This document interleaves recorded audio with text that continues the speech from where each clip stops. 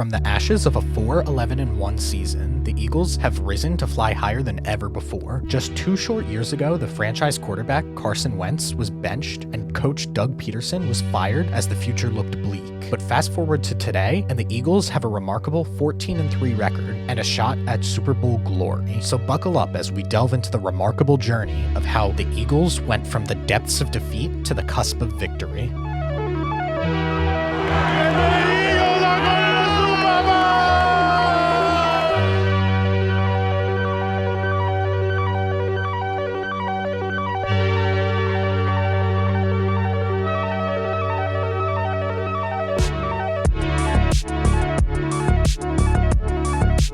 The Eagles' offense is a force to be reckoned with, and their run game and offensive line are a critical component of their success. Despite missing key players in 2021, the Eagles still boasted one of the NFL's best run offenses. Miles Sanders, their most explosive runner, missed 5 games, with the right tackle Lane Johnson, who missed 4, and the right guard position was plagued by injuries, with Brandon Brooks playing 2 games and Isaac Seamulo playing only 1. When the right side of the offensive line was healthy, the Eagles' run game flourished, with Sanders averaging a phenomenal 5.98 yards per carry on runs to the right. However, due to injuries, he only had 43 runs to the right. Fast forward to 2022, and the Eagles' fortunes have changed, with Miles Sanders playing every game, Isaac Seamulo ranked as 9th best guard in the NFL by PFF, and Lane Johnson playing all but 2 games and ranked 5th best tackle by PFF. The Eagles targeted their run game to the right side with great success. Sanders carried the ball 98 times to the right for a total of 546 yards, averaging 5.6 yards per carry.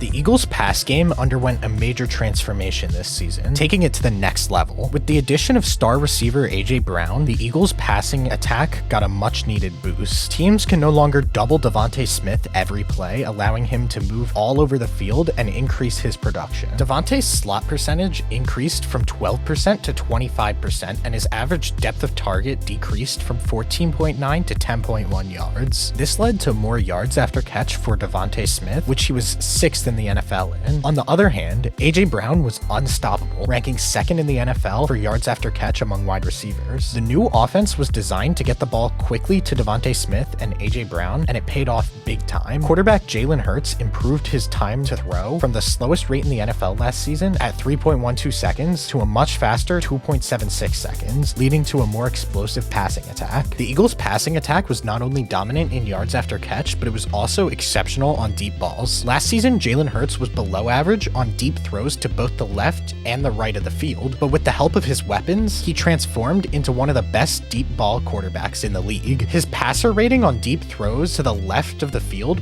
was 102.1, far above league average of 72.9. Hurts was even more impressive on deep throws across the middle of the field, with a passer rating of 127.1 compared to the league average of 82.6. On deep throws to the right of the field, Hurts had a passer rating of 112.3, again outpacing the league average of 79.5. The Eagles' passing attack is truly a fearsome combination of wide receivers with elite separation and perfectly placed throws from the quarterback. Jalen Hurts is not just a quarterback who benefits from his talented weapons on offense. He's one of the best quarterbacks in the NFL. Jalen Hurts was 3rd in the NFL in expected points added per play, only behind Patrick Mahomes and Josh Allen. Then, in completion percentage over expected, Jalen Hurts was 5th in the NFL. These stats show that Hurts is contributing to the success of the team and is not just a product of his weapons, but a truly exceptional passer who is capable of making big plays. The Eagles have found themselves a quarterback that can lead their team to greatness. The Eagles' defense was also one of the best in the NFL, and it all starts with their dominant defensive line. This season, the Eagles had the 2nd most sacks of all time, and it's all thanks to their clever defensive strategy. By using a deep rotation of defensive linemen, the Eagles keep their players fresh and ready to attack at all times. With a combination of Brandon Graham and Josh Sweat, the Eagles have a powerful edge rush that strikes fear into their opponents. Graham had the 3rd best PRP in the NFL among rushers, which stands for pass rush productivity, and is a stat that calculates sacks, hits, and hurries relative to how many times they rush the passer. And Sweat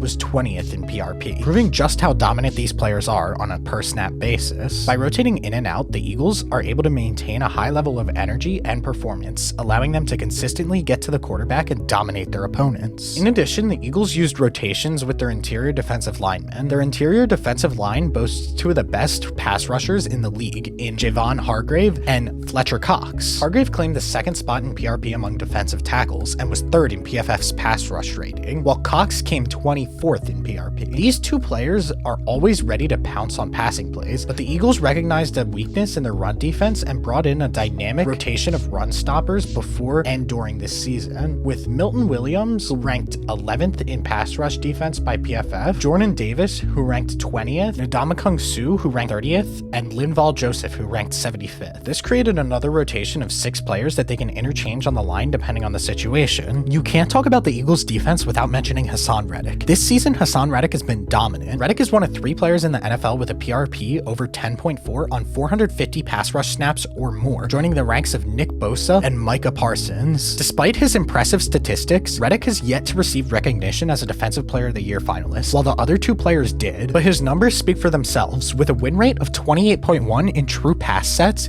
he ranks 5th in the league, and his 16 sacks place him 2nd overall, while his 5 forced fumbles lead the NFL. Then, so far through the playoffs, Hassan Reddick has 1.5 sacks against the Giants, and then 2 sacks, a forced fumble, and a fumble recovery versus the 49ers.